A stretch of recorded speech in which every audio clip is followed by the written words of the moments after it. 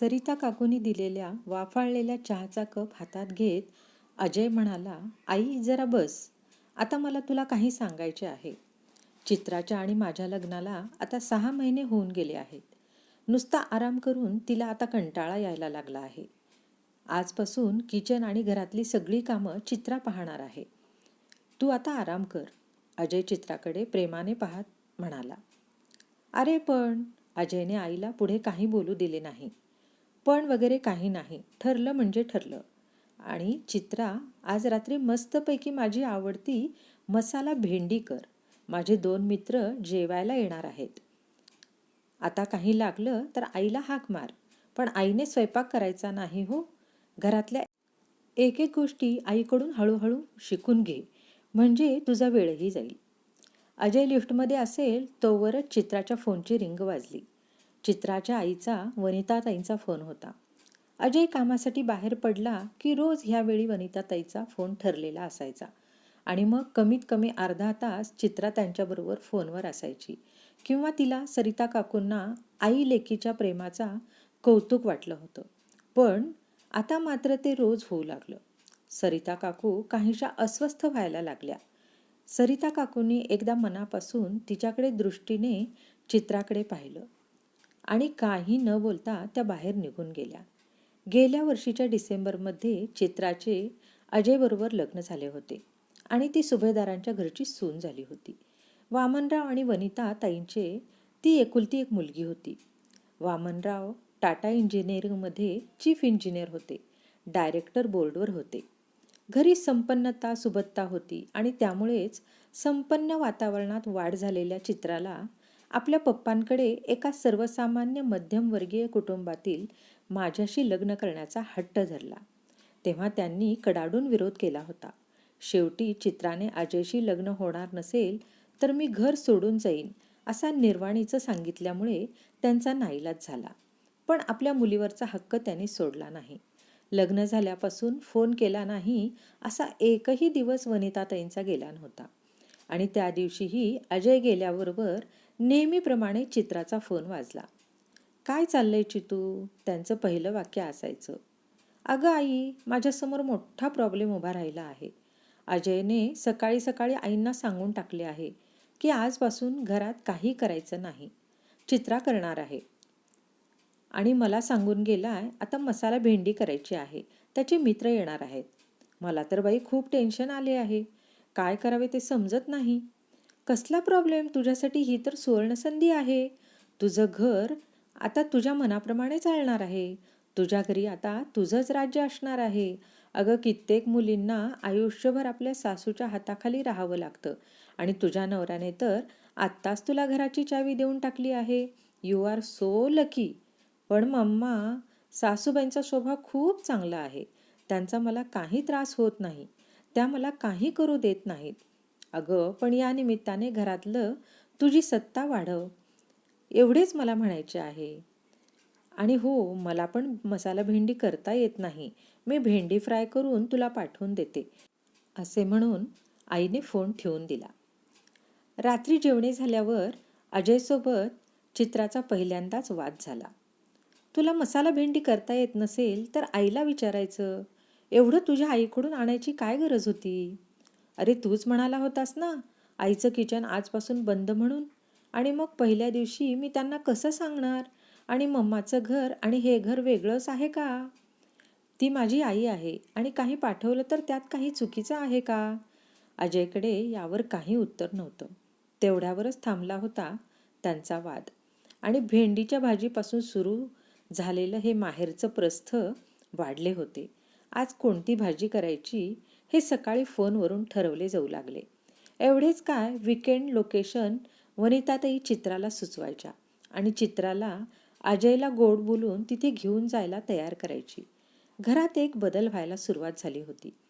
आर्किटेक्टला बोलावून नव्याने इंटिरियर करण्यात आलं होतं आणि त्याची सुरुवात हॉलमध्ये अजयच्या आजोबांचे फोटो काढण्यापासून झाली होती. तर स्वतंत्र असलेल्या देवघर डिझाईन सूट होत नाही म्हणून सरिता काकूंच्या बेडरूममध्ये शिफ्ट करण्यात आलं होतं आणि हे करताना चित्रानं घरात कुणालाही सांगितलं नव्हतं. घरात आणलेल्या अगदी छोट्या छोट्या वस्तूंचे कौतुक आणि आनंद जिथे सगळेजण मिळून शेअर करायची, तिथं घरात रोज बदलणारे रंगरूप एखाद्या परक्या व्यक्तीप्रमाणे निर्विकारपणे बघण्याची वेळ सरिता काकूंवर आली होती. त्या घरातले त्यांचं अस्तित्व नाममात्र राहिलं होतं. संवाद संपला होता. घराचं घरपण संपलं होतं आणि त्यांनी कधी विषय काढलाच तर चित्राचे उत्तर ठरलेलं असायचं. आई, हे सगळं मी अजयला विचारून करते आणि अजयने त्यांना एकदाच सांगितलं होतं. आई, तू असल्या गोष्टीत लक्ष घालून स्वतःला त्रास करून घेऊ नको. तिला काय करायचे ते करू दे. त्यात वाईट काय आहे? सगळ्या उंची वस्तू आणि घराचा हाय प्रोफाईल इंटेरियर करण्यासाठी माझा आणखी 5 वर्षाचा पगारही पुरला नसता. टेन्शन घेऊ नको. तो गुढीपाडव्याचा दिवस होता. अजयने सांगितल्यापासून इतके दिवस घरातल्या प्रत्येक बाबतीत त्या अलिप्त राहिल्या. सरिता काकूंनी गुढी उभारण्याची कोणती तयारी न दिसल्यामुळे न राहून चित्राला विचारलं, चित्रा, आज पाडवा आहे. गुढी उभारण्याची तयारी झाली का? कपाटातील 3 पिढ्यांपासून ठेवलेला गुढीचा जरीचा शालू आहे, तो काढ आणि अजयकडून गुढी तयार करून घे. दरवर्षी गुढीची पूजा तोच करतो बघ. अहो आई, ही गुढी वगैरे कालबाह्य झालेल्या रूढी आता बंद केल्या पाहिजेत. कशासाठी गुढी उभारायची? आजच्या काळात इथे काय उपयोग आहे? केवळ पूर्वीपासून एखादी प्रथा चालत आली आहे म्हणून आपण ती स्वीकारायची, हे मला मान्य नाही. चित्राकडे हे तत्वज्ञान कुठून आले हे सविता काकूंच्या लक्षात आलं होतं. पण त्या काहीच बोलल्या नाहीत.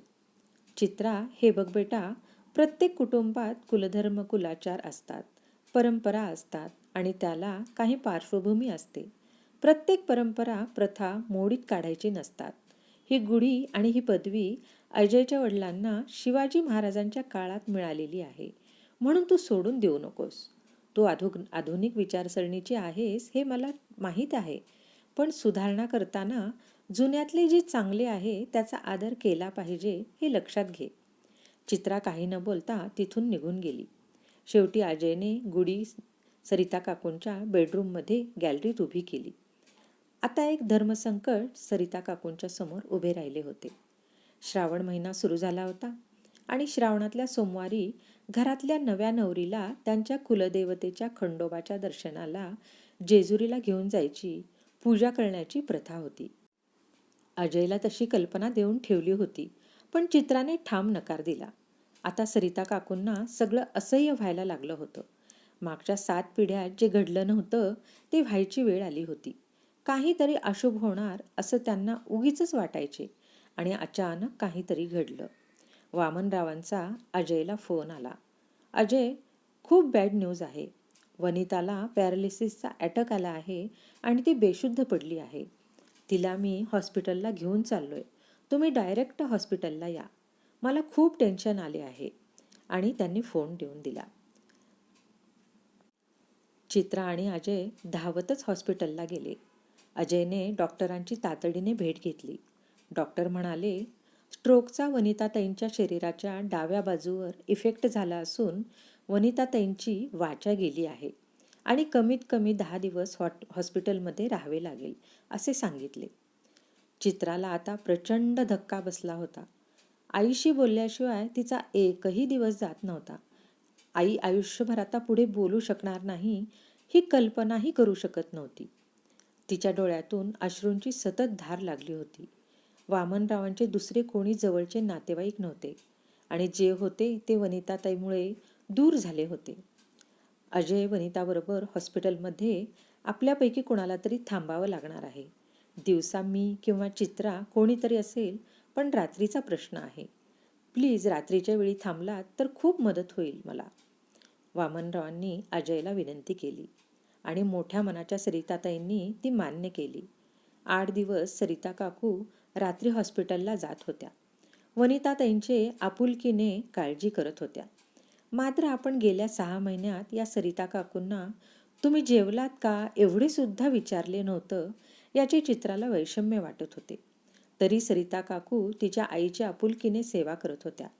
त्यांच्या आपुलकीने चित्राला गहिवरून आले. आजही सरिता काकू सकाळी हॉस्पिटलमधून घरी आल्या होत्या. हातातली पिशवी आणि थर्मास बाजूला ठेवून त्यांच्या खुर्चीवर थोड्या विसावल्या आणि त्यांना आश्चर्याचा धक्काच बसला. चहाचा कप घेऊन चित्रा उभी होती. त्यांचा विश्वासच बसेना. चित्राने चहाचा कप त्यांच्या हातात दिला आणि ती त्यांच्याजवळ बसली.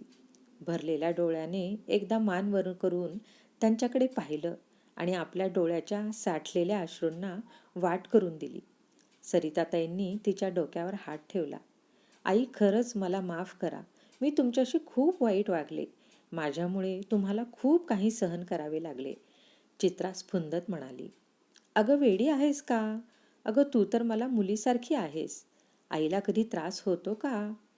चित्राचे डोळे पुसत त्या म्हणाल्या. थोड्या वेळाने डोळे पुसून चित्राने काम आवरले आणि तिने नुकताच कंपनीत गेलेल्या अजयला फोन लावला. उद्या श्रावण सोमवार आहे. आपल्याला ड्युटी बुदली घेऊन जेजुरीला जायचे आहे. रजेचा अर्ज लगेच देऊन टाक. सरिताताईंनी चित्राकडे पुन्हा एकदा आश्चर्याने पाहिले. त्यांच्या घराचं घरपण आता आलं होतं. आनंदाश्रू आता सरिता काकूंच्या डोळ्यातून वाहायला लागल्या होत्या. रसिक श्रोते हो, ही कथा तुम्हाला कशी वाटली? आवडली असेल तर नक्कीच लाईक, शेअर आणि सबस्क्राईब करा आणि एक गोड कमेंट द्यायला विसरू नका. जय श्रीराम.